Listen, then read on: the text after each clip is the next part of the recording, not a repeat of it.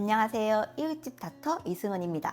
혹시 삐 하는 소리, 윙 하는 소리 때문에 밤잠을 설치고 이러다 평생 이 소리를 듣고 살아야 하나 하는 불안감에 이 병원 저 병원 전전해본 경험이 있으신가요? 제 외래에 오시는 분들은 이명 때문에 차라리 이 귀를 떼어내고 싶다고 말씀하는 분들이 계세요. 또 어떤 분들은 심지어 이렇게는 못 살겠다 하면서 눈물을 보이시는 경우도 있어요.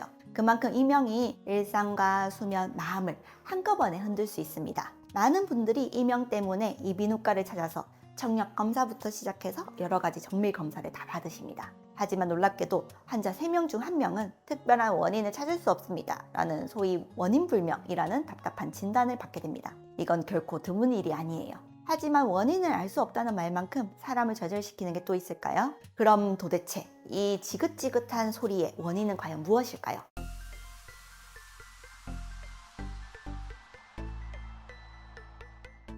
원인을 모르니 치료 역시 안개 속을 헤맬 수밖에 없습니다. 너무나 당연한 이야기입니다. 실제로 현재 이명 치료의 현 주소를 보면 딱 명확한 치료가 없는 치료의 공백 상태라고 해도 과언이 아니에요.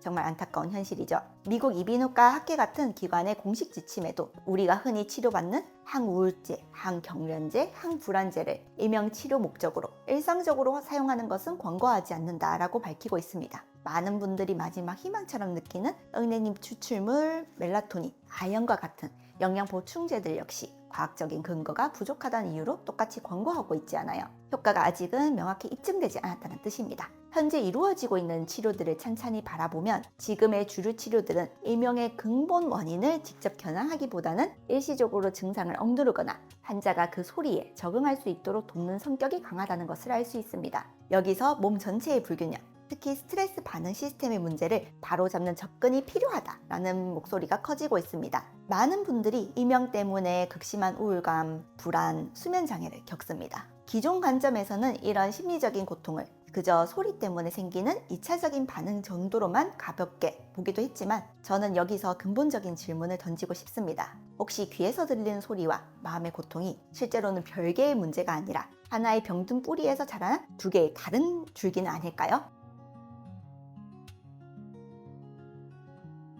최근의 연구들이 바로 이 질문에 대한 단서를 제시하고 있습니다. 한 리뷰 연구에서는 눈에 보이지 않는 정신사회적 스트레스가 공사장의 소음과 같은 실제로 소음 노출이 된 경우와 유사한 수준으로 이명을 발생시킬 수 있다라고 보고했습니다. 정말 놀랍지 않나요? 즉 귀의 세포를 직접 손상시키는 물리적 충격뿐만이 아니라 눈에 보이지 않는 마음의 압박 또한 이명의 원인으로서 같은 무게를 갖는다는 의미입니다. 이건 우리가 진단 과정에서 소음 노출의 이력뿐만이 아니라 환자가 어떤 스트레스를 받고 살아왔는지를 반드시 확인해야 하는 이유를 명확히 보여줍니다. 여기서 더 나아가 최근에 발표된 동물 연구는 이명에 대한 우리의 이해를 한 걸음 더 밀어붙였습니다. 연구진은 쥐에게 청력 손상을 일으키는 어떠한 물리 자극도 가하지 않았어요. 오직 쥐를 움직이지 못하게 하는 만성적인 스트레스 상황에만 반복적으로 노출시켰습니다. 그 결과는 충격적이었어요. 스트레스를 받은 쥐의 상당수에서 이명 행동을 보였고 가장 결정적으로 이 쥐들의 청력은 완벽하게 정상이었습니다. 이 발견은 이명과 귀 손상 사이에 필연적인 연결고리다라고 생각한 걸 완전히 끊어낸 소위 스모킹 건이라고 할 수 있습니다. 즉 귀라는 하드웨어는 멀쩡하더라도 스트레스라는 소프트웨어의 오류만으로도 얼마든지 이명이라는 잘못된 신호가 발생할 수 있다는 것을 보여준 것입니다. 그리고 우리에게 아주 중요한 사실을 말해줍니다. 이명의 범위는 우리가 여태껏 들여다보았던 귀뿐만이 아닐 수도 있다는 강력한 신호입니다.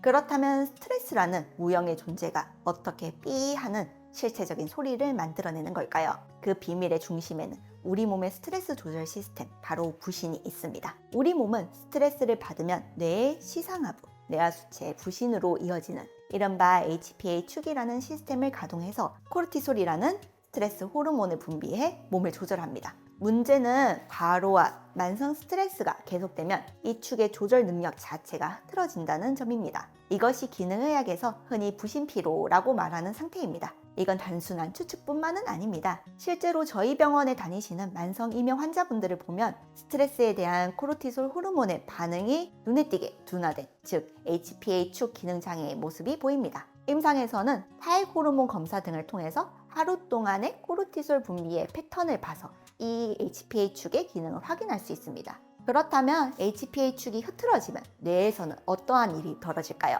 쉽게 비유하자면 뇌 여기저기에 신경염증이라는 작은 불씨들이 피어오르면서 신경 신호의 균형이 무너집니다. 신경을 안정시키는 브레이크 역할인 가바 신호는 약해지고 엑셀 역할을 하는 NMDA 글루타메이트 신호가 상대적으로 과해지면서 청각 회로의 중추 이득이 올라갑니다. 그 결과 외부 소리 자극이 전혀 없는데도 청각 신경망이 스스로 과열되어 멋대로 전기 신호를 만들어내고 뇌는 이 가짜 신호를 실제 소리로 인식하게 됩니다. 이것이 바로 수많은 원인 불명 이명의 숨겨진 실체일 수 있습니다. 이 모든 것을 종합해보면 우리는 이명에 대한 완전히 새로운 결론에 도달하게 됩니다. 특히 귀 검사에서 뚜렷한 이상이 없는데도 이명이 지속되는 분들에게 있어서 HPA 축을 중심으로 한 전신 스트레스 조절 시스템의 경고등일 수 있습니다. 귀에서 들리는 그 소리는 사실 내 몸의 스트레스 조절 시스템 전체가 붕괴되고 있다는 것을 알리는 절박한 경고등이자 내부에서 울리는 사이렌 소리일 수 있다는 것입니다. 따라서 치료의 방향도 달라져야 합니다. 기존처럼 소리를 차단하거나 소리를 익숙해지게만 하는데 머무르지 말고 무너진 스트레스 반응 시스템을 재조율하고 과열된 중추신경 환경을 안정화하는 데 초점을 맞춰야 합니다. 이 새로운 관점에서는 이명 치료의 목표는 더 이상 소리에 적응하는 것이 아니라 스트레스 반응과 뇌신경 균형의 정상화입니다. 스트레스 반응의 중심인 부신 기능을 회복하고 신경 염증을 줄이며 뇌 불균형을 바로잡아 우리 몸이 스스로 가짜 소리를 만들어낼 필요가 없는 건강한 상태로 되돌려야 하는 것입니다. 혹시 지금 이 순간에도 원인 불명이라는 진단 아래 여러 병원을 전전하며 답답함과 좌절감을 느끼고 계신가요? 그렇다면 관점을 한번 바꿔보세요. 여러분의 귀가 아니라 몸 전체가 보내는 소리에 귀를 기울여 보세요. 그 지긋지긋한 이명은 어쩌면 오랫동안 외면해왔던 내 몸의 근본적인 불균형을 바로잡으려는 마지막 경고등일지 모릅니다. 우리의 목표는 소리에 익숙해지기가 아니라 이명의 진짜 원인을 찾아 몸의 균형을 회복하기입니다. 지금까지 이웃집 닥터 이승은이었습니다. 감사합니다.